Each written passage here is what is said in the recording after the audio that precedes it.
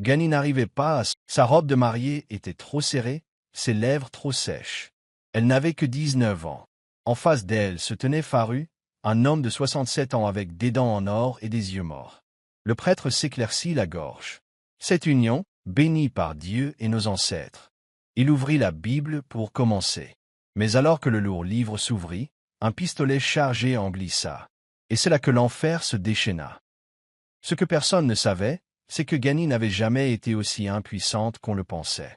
Gany n'avait que 19 ans, mais sa vie ressemblait à un cauchemar dont elle ne pouvait se réveiller. Son père, un pauvre pêcheur, travaillait dur chaque jour. Mais ce n'était jamais assez. Sa belle-mère, froide et avide, ne voyait Gany que comme un moyen de gagner de l'argent. Sans rien dire à personne, elle arrangea le mariage de Gany avec Faru, un chef très riche et puissant, assez âgé pour être son grand-père. Faru était craint dans le village. Non pas parce qu'il était bon, mais parce qu'il avait de l'argent et de l'influence. Gany supplia et pleura, disant à tout le monde qu'elle ne voulait pas l'épouser. Elle implora sa belle-mère d'arrêter, mais ses paroles tombèrent dans l'oreille d'une sourde.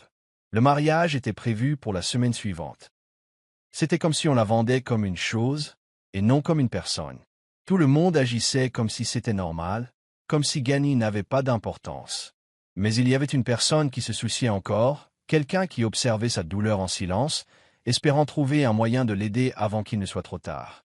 Le monde de Gany se refermait rapidement sur elle, et elle se sentait plus seule que jamais. Mais au fond d'elle, une petite étincelle d'espoir subsistait, même si personne d'autre ne pouvait encore la voir. Juste avant que Gany ne soit forcé de quitter son petit village pour aller vivre avec Faru, quelque chose d'inattendu se produisit. Sa grand-mère, qui était très âgée et très malade, l'appela près d'elle. Les mains de la vieille femme étaient faibles, mais ses yeux étaient pleins d'une grande force, comme si elle connaissait un secret que personne d'autre ne connaissait. Elle prit doucement la main de Gany et pressa quelque chose de petit et de doux dans sa paume. C'était très soigneusement caché, cousu sous le panier en osier que Gany portait toujours avec elle. Gany ne s'en rendit pas compte au début. Elle était trop effrayée et confuse par ce qui se passait. Mais en regardant de plus près, elle trouva un morceau de papier plié, caché dans la doublure du panier. Dessus, écrit d'une écriture tremblante mais claire, il y avait des mots qui ressemblaient à une énigme. Le jour où ils essaieront de t'enterrer, élève-toi à travers ce qu'ils n'ont jamais vu venir. Gany lut le message encore et encore, mais elle ne comprit pas vraiment ce que cela signifiait. Comment pouvait-elle s'élever alors que tout autour d'elle semblait s'effondrer?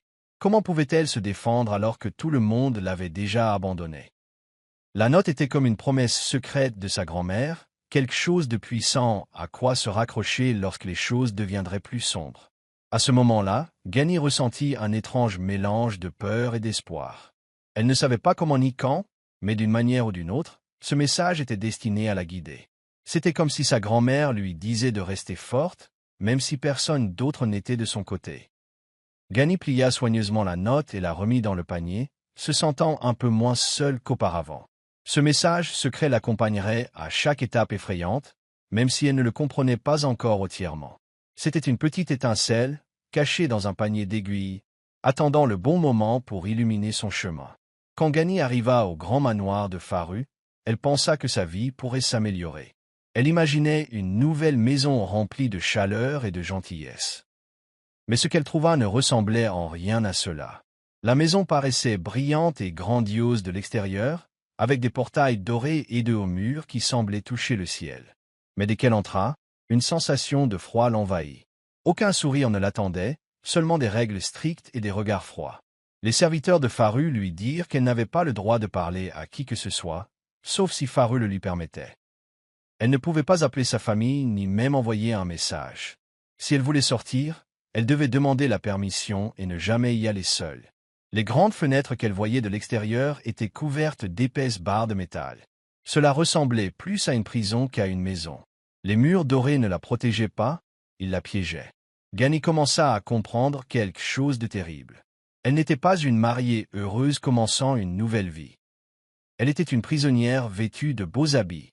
Chaque jour semblait plus long que le précédent, et chaque pièce dans laquelle elle entrait lui rappelait qu'elle était coincée. Le silence dans la maison était assourdissant, rempli du son de sa propre peur et de sa solitude.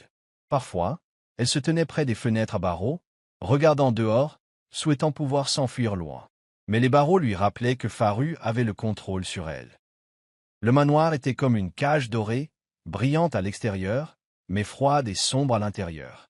Le cœur de Gani se serra en réalisant que peu importait la richesse ou le pouvoir de Faru, son argent ne pouvait acheter ni la liberté ni la gentillesse.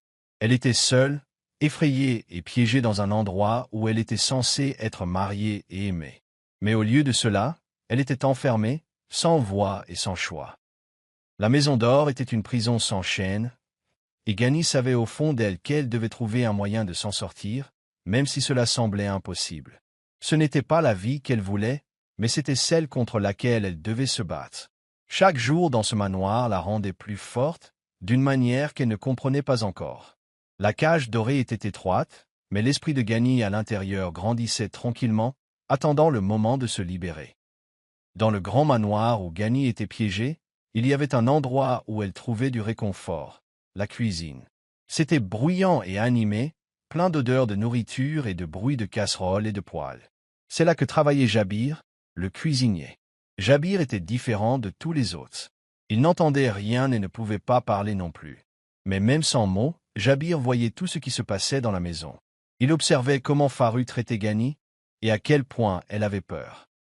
Un jour, alors que personne d'autre n'était là, Jabir trouva un moyen de parler à Gani. Il utilisa ses mains pour faire des signes, lents et clairs, pour qu'elle puisse comprendre.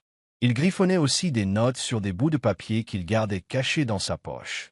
Quand Gani regarda les notes, son cœur s'arrêta. Jabir lui dit quelque chose que personne d'autre n'avait osé dire à voix haute. Il y avait eu 3 épouses avant elle, 3 jeunes femmes tout comme Gani, qui étaient venues vivre dans cette maison et avaient disparu une par une. Personne ne savait exactement ce qui leur était arrivé. Les notes de Jabir disaient que l'une d'elles avait essayé de s'enfuir. Elle a couru aussi vite qu'elle a pu, mais Faru l'a rattrapée. Son cri fut si fort et si plein de terreur que les gens du village disaient qu'il résonnait encore à travers les murs du manoir, même après sa disparition. L'avertissement de Jabir était clair. Gani n'était pas la première. Et si elle ne faisait pas attention, elle pourrait ne pas être la dernière. Mais Jabir essayait aussi de lui dire autre chose. Elle n'était pas seule. Même s'il ne pouvait pas parler, Jabir était là, observant, aidant à sa manière. Il voulait que Gani sache qu'il y avait de l'espoir, même dans les endroits les plus sombres. Avec le soutien silencieux de Jabir, Gani se sentit un peu plus courageuse. Elle commença à comprendre qu'elle devait être intelligente et prudente. Cette maison était pleine de secrets, et Jabir était son premier véritable ami à lui montrer la vérité. La cuisine, autrefois un simple lieu de cuisson, devint le refuge secret de Gani où elle pouvait respirer et planifier. Elle savait que le danger était réel, mais elle savait aussi qu'elle avait un allié discret en Jabir, un ami dans l'ombre, qui croyait qu'elle pouvait se défendre. Et cette conviction, aussi petite soit-elle, fit toute la différence. La nuit précédant le mariage, Gani resta éveillée dans la chambre sombre, son cœur battant comme un tambour. Le manoir était silencieux, mais son esprit était plein de bruit. Elle pensa à tout ce qui s'était passé. Les barreaux froids aux fenêtres, les jours solitaires, l'avertissement de Jabir, et surtout, la note étrange de sa grand-mère. Le jour où ils essaieront de t'enterrer, élève-toi à travers ce qu'ils n'ont jamais vu venir. Ces mots résonnaient sans cesse dans son esprit. Qu'est-ce que cela signifiait? Comment pouvait-elle s'élever alors qu'elle se sentait piégée comme un oiseau en cage? Mais lentement, un plan commença à se former dans sa tête. Elle savait qu'elle ne pouvait pas s'enfuir. La maison de Faru était comme une forteresse, et elle n'était qu'une jeune fille face à un homme puissant. Elle avait besoin de quelque chose d'intelligent, quelque chose que personne n'attendait. Gani se souvint du prêtre qui devait la marier le lendemain. Il portait une grande et lourde Bible, vieille et usée, mais importante pour tous ceux qui étaient là. Et si elle pouvait utiliser cela à son avantage, discrètement, elle prit un petit pistolet qu'elle avait gardé secrètement caché, une arme petite mais puissante. Elle le cousit soigneusement à l'intérieur des pages de sa Bible pour qu'il ne tombe pas et ne soit pas vu. Avec l'arme, Gani glissa une petite note avec des mots secrets que seul le prêtre comprendrait. C'était un message demandant de l'aide, lui disant tout sans le dire à voix haute. Elle ne savait pas si le prêtre l'aiderait, mais elle devait essayer. Si ce mariage devait avoir lieu, elle voulait que ce soit selon ses propres termes. Elle voulait que le moment que tout le monde pensait la piéger à jamais soit le moment où elle prendrait le contrôle. Alors que la nuit devenait plus sombre, Gani ressentit un étrange mélange de peur et d'espoir. Elle avait peur de ce qui pourrait arriver, mais elle n'était plus seulement une jeune fille effrayée. Elle était une jeune fille avec un plan, une arme secrète et un message caché. La robe qu'elle porterait demain n'était pas seulement une robe de mariée. C'était un symbole de sa force. La Bible n'était pas seulement un livre saint. C'était la clé de sa liberté. Et quand le matin arriva, Gani était prête à s'élever, prête à affronter le plus grand moment de sa vie. Car parfois les plus petites choses, un minuscule pistolet, une note pliée, peuvent tout changer. Le jour du mariage arriva plus vite que Gani ne s'y attendait. L'église était bondée, mais pas de gens venus célébrer l'amour. La plupart des hommes étaient là pour voir le riche chef Faru obtenir sa nouvelle jeune épouse. Ils riaient bruyamment, chuchotant entre eux sur la chance que Gani devait avoir d'épouser un homme si riche. Les femmes la regardaient avec des yeux jaloux, feignant de sourire mais cachant leurs vrais sentiments. Elles disaient qu'elle avait de la chance, mais Gani savait que ce n'était pas le cas. Elle n'avait pas de chance. Elle avait peur, plus peur que quiconque dans cette pièce ne pouvait l'imaginer. Faru était assis à l'avant, le visage déformé par un sourire cruel. Ses dents en or brillaient alors qu'il tendait sa vieille main ridée à Gani, comme si elle n'était qu'un prix à réclamer. Les mains de Gani tremblaient, mais elle garda la tête haute. Elle savait qu'elle avait un secret, quelque chose auquel personne dans la pièce n'était préparé. Le prêtre commença la cérémonie, prononçant des paroles qui sonnaient étranges et creuses aux oreilles de Gani. Puis vint le moment que tout le monde attendait. Le prêtre ouvrit la vieille Bible pour lire les vœux et la bénédiction. Alors que le lourd livre s'ouvrit, un cliquetis sec résonna dans l'église silencieuse. Un petit pistolet glissa d'entre les pages et tomba sur le sol. Tout le monde se figea. Le pistolet était chargé, froid et prêt à tirer. Le choc et la confusion se répandirent sur les visages de la foule. Les rires de certains hommes s'éteignirent instantanément, remplacés par la peur. Les femmes sursautèrent et regardèrent nerveusement autour d'elles. Le sourire de Faru disparut, remplacé par un regard dur et furieux. Ses yeux cherchaient la source du danger. Le prêtre parut stupéfait, mais ses yeux croisèrent alors ceux de Gani. Elle se tenait droite, n'étant plus la jeune fille effrayée du pauvre village de pêcheurs. Elle était une jeune femme courageuse, avec un plan, et avec le pouvoir de changer son histoire. Le mariage qui devait la piéger à jamais s'était transformé en un moment que personne n'oublierait. La foule, autrefois moqueuse et cruelle, réalisait maintenant qu'elle faisait partie de quelque chose de plus grand, un secret en train d'être dévoilé, un combat qui commençait. Dans ce silence tendu, le cœur de Gani battait non pas de peur, mais d'espoir, car elle savait que ce n'était que le début. Le jour où tout le monde était venu voir un homme riche prendre une jeune épouse s'est terminé par le bruit d'un petit pistolet sur le sol de l'église et le début du combat de Gani pour la liberté. Quand le pistolet est tombé par terre, tout le monde a retenu son souffle. La pièce était si silencieuse qu'on aurait pu entendre une mouche voler. Mais alors, quelque chose de surprenant se produisit. Gani n'a pas appuyé sur la gâchette. Elle n'a pas tiré. Au lieu de cela, avant que quiconque ne puisse réagir, il y eut une forte détonation qui ne provenait pas du pistolet. Les lourdes portes de l'église s'ouvrirent soudainement avec fracas, faisant sursauter tout le monde. Un groupe de policiers se précipita à l'intérieur, se déplaçant rapidement et avec détermination. Leurs visages étaient sérieux, et leurs yeux balayaient la foule comme des chasseurs cherchant une proie. Les rires et les chuchotements cessèrent immédiatement. Le visage de Faru passa de la colère à la peur, ses yeux s'écarquillant en voyant la police venir droit sur lui. Personne ne s'attendait à ce moment. Le riche chef, qui se croyait intouchable, était sur le point d'affronter la loi. Ce que personne dans l'église ne savait, c'est que le prêtre avait secrètement aidé Gani. Le mot qu'elle avait glissé dans sa poche la nuit précédente fut remis par lui à son frère, un officier fédéral qui enquêtait discrètement sur Faru depuis des années. Le pouvoir de Faru reposait sur des mensonges, de l'argent et la peur. Il était impliqué dans le trafic de jeunes filles comme Gani, les forçant à se marier et cachant la vérité à tout le monde. Mais cette fois, ses secrets étaient sur le point d'être exposés. La police commença à poser des questions, et Faru ne pouvait plus se cacher. Gani se tenait droite, le cœur battant toujours la chamade, mais rempli de soulagement. Elle avait soigneusement planifié ce moment, confiante que le prêtre et son frère interviendraient pour elle. Elle n'avait pas eu besoin d'utiliser l'arme. Le vrai pouvoir résidait dans la vérité et la loi qui étaient enfin arrivées. La foule a regardé, choquée, Faru être emmené menotté. L'homme qui pensait tout contrôler n'était plus qu'un criminel parmi d'autres face à la justice. Le courage de Ghani avait tout changé ce jour-là.